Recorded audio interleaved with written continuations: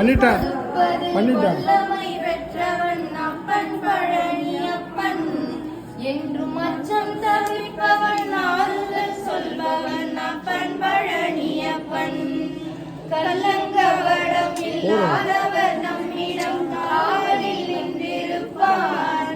அங்கு கால்நடையாய் வரும் மானிட ஜாதியை கண்டு களித்திருப்பான். துள்ளி வரும் வழி வேலுக்கு மேலொரு ஜோதி பிடமும் உண்டோ? அந்த சுப்பையன் போலொரு அற்புத தெய்வத்தை சொல்ல மொழியும் உண்டோ? வெள்ளி விழி வழி இரண்டையும் கண்டபின் வேறொரு சொல்லுண்டோ? ஆண்டி வேஷத்தில் ஆயினும் வீரத்தில் ஆயினும் வேலனை வெல்வதுண்டோ? சித்தர் வணங்கிய சேவர் கொடியோனை சேர்ந்து பணிந்திடுவோம். அந்த சிக்கலில் ஆயினும் சென்னிலில் ஆயினும் சென்று பணிந்திடுவோம்.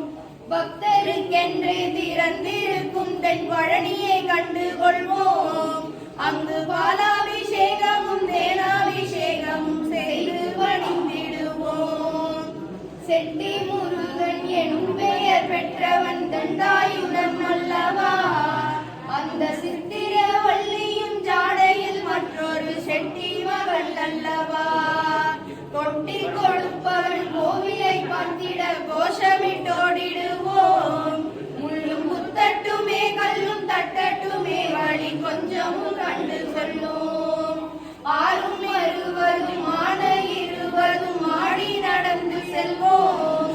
சில ஆனந்த பாடல்கள் வேலனை பாடட்டும் அன்புடன் உண்டு செல்வோம்.